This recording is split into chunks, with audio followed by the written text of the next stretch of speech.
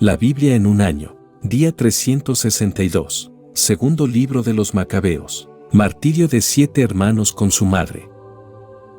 Sucedió asimismo que 7 hermanos, que habían sido detenidos con su madre, eran obligados por el rey a comer carne de cerdo prohibida, flagelándolos con látigos y vergajos. Uno de ellos, haciendo de portavoz, habló así: ¿Qué quieres preguntarnos o saber de nosotros? Estamos dispuestos a morir antes que transgredir las leyes de nuestros padres. El rey, irritado, ordenó poner al fuego sartenes y calderos, y una vez que estos se pusieron enseguida al rojo, mandó que a aquel que se había hecho portavoz de los demás le cortaran la lengua, le arrancaran el cuero cabelludo y le amputaran los miembros a la vista de su madre y de los otros hermanos. Cuando había sido totalmente mutilado, el rey ordenó que lo acercaran al fuego mientras aún respiraba y lo frieran en la sartén. Mientras el humo se expandía abundantemente en torno a la sartén, los otros se exhortaban entre sí junto a su madre a morir noblemente, diciendo: El Señor Dios ve desde lo alto, y verdaderamente nos consuela, tal como afirmó Moisés en el canto de liberación diciendo: consolará a sus siervos. Después de morir de esta forma el primero, trajeron al segundo al suplicio, y tras arrancarle la piel de la cabeza junto con el cabello, le preguntaban si comería antes de que su cuerpo fuese torturado miembro a miembro. Él, respondiendo en su lengua patria, dijo: No. Por lo cual también, éste recibió a continuación el tormento como el primero. Estando en el último suspiro dijo: Tú, malvado, nos borras de la vida presente, pero el Rey del mundo nos resucitará a una vida nueva y eterna a quienes hemos muerto por sus leyes. Después de este comenzó a ser torturado el tercero, y cuando se lo mandaron, sacó inmediatamente la lengua y extendió voluntariamente las manos, y dijo con dignidad: De Dios he recibido estos miembros, y por sus leyes los desprecio, pero espero obtenerlos nuevamente de Él. De esta forma el rey mismo y los que le acompañaban quedaron admirados de la valentía del joven, como si no diera ninguna importancia a los tormentos. Muerto éste, empezaron a torturar al cuarto aplicándole los mismos tormentos, y cuando estaba en las últimas habló de este modo: Es preferible morir a manos de los hombres con la esperanza que Dios da de ser resucitados de nuevo por Él. Para ti, en cambio, no habrá resurrección a la vida. A continuación trajeron al quinto y lo atormentaban, pero él, mirando al rey, le dijo: ¿Tienes poder entre los hombres, aun siendo mortal, y haces lo que quieres? Pero no pienses que nuestra raza ha sido abandonada por Dios. Tú espera y verás la grandeza de su fuerza, y cómo te castigará a ti y a tu descendencia. Tras este trajeron al sexto, y cuando estaba a punto de morir, dijo: No te engañes tontamente, pues nosotros sufrimos todo esto por nuestra culpa, por haber pecado contra nuestro Dios. Por eso nos suceden cosas que causan admiración. Pero no pienses que tú quedarás impune, habiendo intentado combatir a Dios.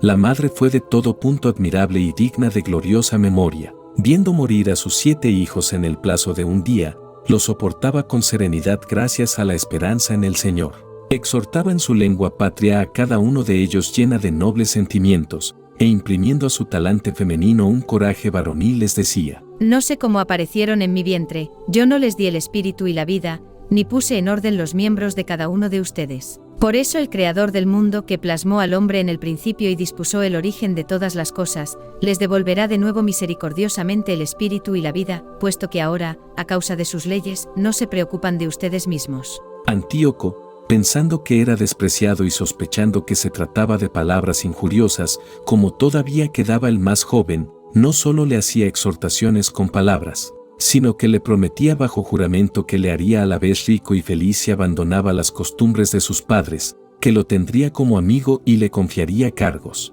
Como el joven no le hacía ningún caso, el rey llamó a la madre y le instaba para que aconsejara al muchacho que se salvase. Después de que el rey le recomendara muchas cosas, ella aceptó persuadir a su hijo, e inclinándose hacia él y riéndose del cruel tirano, le habló así en la lengua patria: Hijo, he llevado 9 meses en el vientre, te he amamantado durante 3 años, te he educado y guiado hasta esta edad, y te he proporcionado el alimento. Te suplico, cielo y la tierra, y viendo todo lo que hay en ellos reconozcas que Dios no los ha hecho de cosas ya existentes, y que lo mismo sucede con el género humano. No tengas miedo de este verdugo, sino sé digno de tus hermanos, acepta la muerte para que el tiempo de la misericordia te recupere junto con tus hermanos. Apenas ella terminó de hablar, el joven respondió: ¿A qué esperan?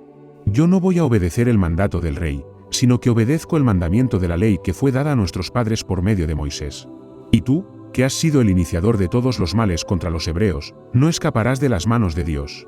Pues nosotros sufrimos por nuestros pecados, y si el Señor viviente se ha irritado con nosotros por un breve tiempo para castigarnos y corregirnos, de nuevo se reconciliará con sus siervos. Pero tú, sacrílego, el más impío de todos los hombres, no te ensalces vanamente alimentando esperanzas inconfesables cuando levantas la mano contra los hijos del cielo, pues todavía no has escapado al juicio del Dios Todopoderoso que ve todas las cosas.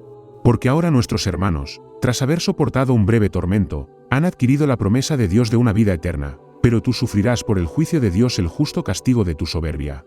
Yo, como mis hermanos, entrego cuerpo y alma por las leyes de los padres, suplicando que Dios sea pronto misericordioso con la nación, y que tú, entre tormentos y azotes, confieses que solo Él es Dios.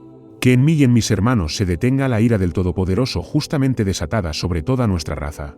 El rey, fuera de sí, se ensañó con este más que con los otros, exasperado por el desprecio. El joven pasó puro a la otra vida, confiando totalmente en el Señor. La madre murió la última después que sus hijos. Baste con esto para mostrar lo referente a las comidas de los sacrificios y a las tremendas crueldades. Reacción militar de Judas y primeras victorias. Judas el Macabeo y sus compañeros, entrando secretamente en las aldeas, empezaron a llamar a sus congéneres y a cuantos permanecían fieles en el judaísmo, y reclutaron un grupo de unos 6,000 hombres. Suplicaban al Señor que mirara al pueblo pisoteado por todos, y se compadeciese del templo profanado por hombres impíos, que tuviera misericordia de la ciudad devastada y a punto de quedar arrasada, y escuchara el grito de la sangre que clamaba hasta él, que recordase la injusta muerte de niños inocentes y las blasfemias proferidas contra su nombre, y que mostrase su odio al mal. El Macabeo formó un ejército organizado y llegó a ser irresistible para los gentiles, una vez que la ira del Señor se transformó en misericordia. Cayendo de improviso sobre ciudades y aldeas, las incendiaba y, ocupando los lugares estratégicos, ponía en fuga a no pocos enemigos. Aprovechaba preferentemente el amparo de la noche para tales hazañas, y la fama de su valor comenzó a extenderse por todas partes. Filipo, al ver que aquel hombre iba obteniendo ventaja poco a poco y que cada vez eran mayores sus éxitos, escribió a Ptolomeo, estratega de Seleucia y Fenicia, para que fuera en ayuda de los asuntos del rey.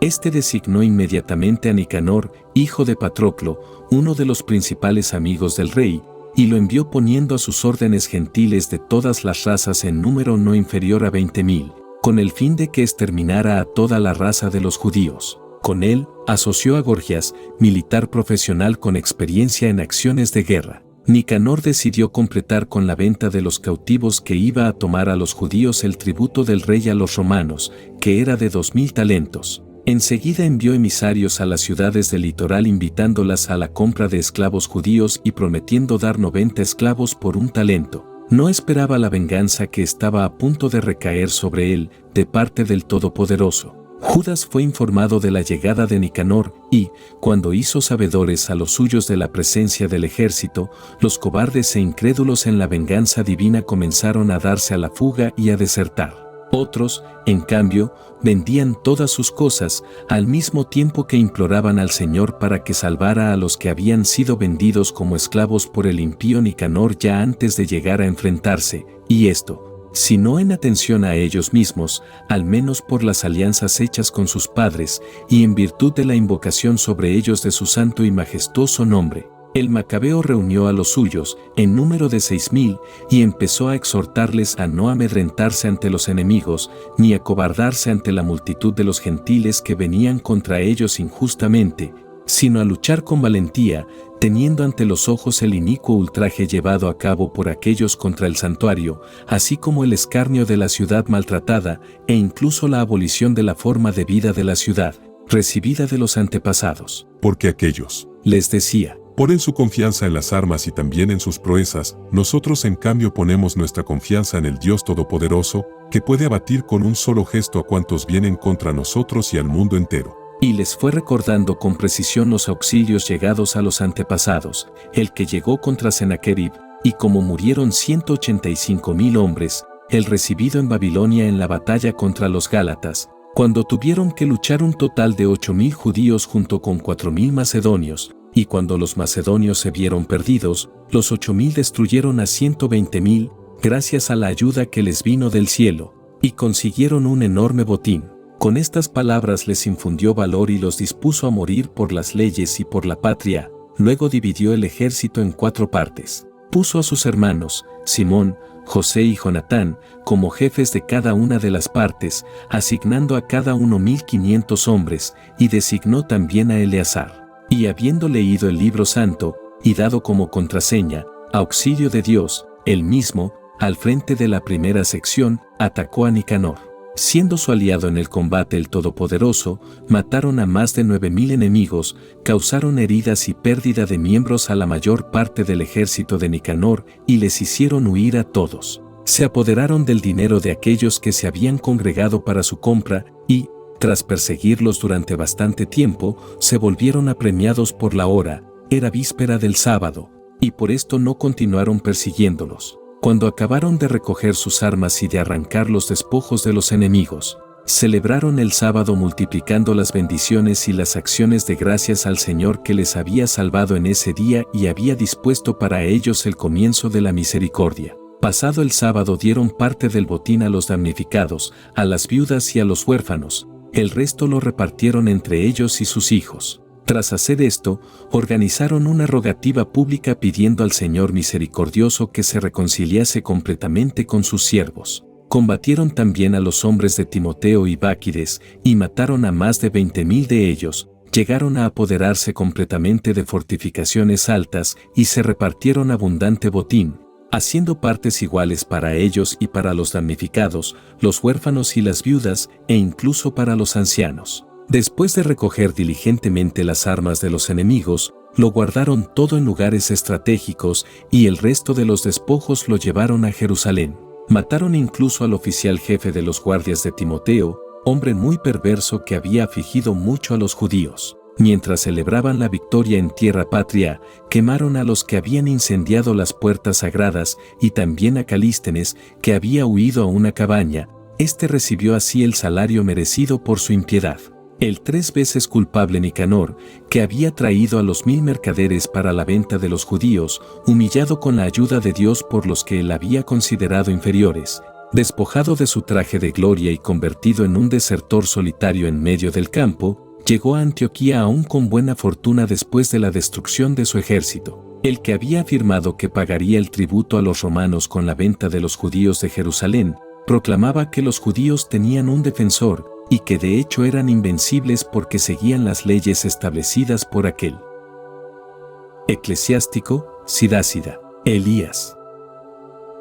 Luego surgió el profeta Elías, semejante al fuego, cuya palabra quemaba como una antorcha. Él atrajo sobre ellos el hambre, y con su celo los redujo a pocos. Por mandato del Señor cerró el cielo e hizo bajar fuego 3 veces. Qué glorioso fuiste, Elías, con tus prodigios. ¿Quién puede jactarse de ser como tú? Tú despertaste a un difunto del estado de muerte y del Hades, con la palabra del Altísimo. Tú precipitaste a reyes en la ruina, y a hombres ilustres de su lecho. Escuchaste en el Sinaí amenazas, y en el Jourab sentencias de castigo. Ungiste a reyes para hacer venganza y a profetas como sucesores tuyos. Tú fuiste arrebatado en un torbellino de llamas, en un carro tirado por caballos de fuego. Tú eres el designado para reprochar en tiempo oportuno, para aplacar la ira del Señor antes del furor, para convertir el corazón del Padre hacia el Hijo y restablecer las tribus de Jacob. Dichosos los que te vieron y los que han muerto en tu amistad. También nosotros alcanzaremos sin duda la vida.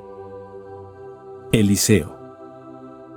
Apenas fue envuelto Elías en el torbellino, Eliseo fue llenado de su espíritu. En su vida no tembló ante príncipes, y nadie pudo dominarle. No hubo nada que le superase, y aun estando muerto profetizó su cuerpo. En vida realizó prodigios, y tras su muerte sus obras fueron maravillosas. A pesar de todo, no se convirtió el pueblo, ni se apartaron de sus pecados, hasta que fueron arrojados de su país y dispersados por toda la tierra. Solo quedó un pueblo pequeño y un príncipe en la casa de David. Algunos de ellos hicieron lo que es agradable a Dios, pero otros multiplicaron los pecados. Ezequías. Ezequías fortificó su ciudad, llevó el agua dentro de ella, a hierro perforó la roca y construyó aljibes para el agua. En sus días subió Sennacherib, y envió a Rabsaques, este se marchó, alzó la mano contra Sión y se fanfarroneó en su soberbia. Entonces temblaron sus corazones y sus manos, y sintieron dolores como parturientas. Imploraron al Señor, el misericordioso, extendiendo sus manos hacia él. El Santo les escuchó al punto desde el cielo y les libró por medio de Isaías. No recordó sus pecados, ni les entregó a sus enemigos, sino que los purificó por medio del santo profeta Isaías. Batió el campamento de los asirios, y su ángel los quebrantó. Isaías. Ezequías había hecho lo que agrada al Señor y había andado firme en el camino de David, su padre, como le había ordenado el profeta Isaías, grande y fiel en sus visiones. En sus días retrocedió el sol, y él prolongó la vida del rey. Con el gran espíritu vio los últimos tiempos y consoló a los afligidos de Sión. Anunció el futuro hasta el final de los tiempos, y las cosas ocultas antes de que acaecieran. Apocalipsis. Cantos de triunfo de los salvados. Después de esto oí como la fuerte voz de una inmensa muchedumbre en el cielo, que decía: Aleluya. La salvación, la gloria y el poder son de nuestro Dios, sus juicios son verdaderos y justos, pues condenó a la gran ramera, que corrompía la tierra con su prostitución, y vengó en ella la sangre de sus siervos. Por segunda vez dijeron: Aleluya. Su humareda sube por los siglos de los siglos. Los 24 ancianos y los 4 seres vivos se postraron y adoraron a Dios sentado en el trono, diciendo: Amén. Aleluya. Entonces salió una voz desde el trono que decía: Alaben a nuestro Dios todos sus siervos y los que le temen, pequeños y grandes. Y oí una voz como de una inmensa muchedumbre, como el estruendo de caudalosas aguas, y el estampido de fuertes truenos, que decían: Aleluya. Reinó el Señor, nuestro Dios omnipotente. Alegrémonos, saltemos de júbilo, démosle gloria, pues llegaron las bodas del Cordero y se ha engalanado su esposa, le han regalado un vestido de lino deslumbrante y puro, el lino son las buenas obras de los santos. Entonces me dijo: Escribe, bienaventurados los llamados a la cena de las bodas del Cordero. Y añadió: Estas son palabras verdaderas de Dios. Me postré a sus pies para adorarlo, pero me dijo: No, no lo hagas. Yo soy compañero de servicio tuyo y de tus hermanos que guardan el testimonio de Jesús. Adora a Dios. El testimonio de Jesús es el espíritu de profecía. Primer combate, es derrotada la bestia. Y vi el cielo abierto, en él un caballo blanco, y el que lo monta se llama Fiel y Veraz, y con justicia juzga y combate. Sus ojos son como una llama de fuego, y en la cabeza tiene muchas diademas, lleva escrito un nombre que nadie conoce sino él, está vestido con un manto teñido de sangre, y su nombre es, el Verbo de Dios. Los ejércitos celestes, vestidos de lino blanco y puro, lo seguían en caballos blancos. De su boca sale una espada afilada para herir con ella a las naciones, él las apacentará con cetro de hierro, y él pisa el lagar del vino que contiene el furor de la ira de Dios omnipotente. En el manto y en el muslo lleva escrito un nombre, Rey de Reyes y Señor de Señores. Vi también a un ángel de pie sobre el sol que gritó con voz fuerte, diciendo a todas las aves que volaban en lo alto del cielo: Vengan, congréguense para la gran cena de Dios, para que coman carne de reyes y carne de tribunos, carne de poderosos y carne de caballos y de sus jinetes, carne de todos los hombres, libres y siervos, pequeños y grandes. Y vi a la bestia, a los reyes y a sus ejércitos congregados para hacer la guerra contra el que iba montado en el caballo y contra su ejército. Pero apresaron a la bestia y con ella al falso profeta que en su presencia hacía prodigios, con los que seducía a los que habían recibido la marca de la bestia y a los que habían adorado su imagen. Los dos fueron arrojados vivos al estanque de fuego que arde con azufre. Los demás fueron muertos con la espada que sale de la boca del que va montado en el caballo. Y todas las aves se hartaron de sus carnes.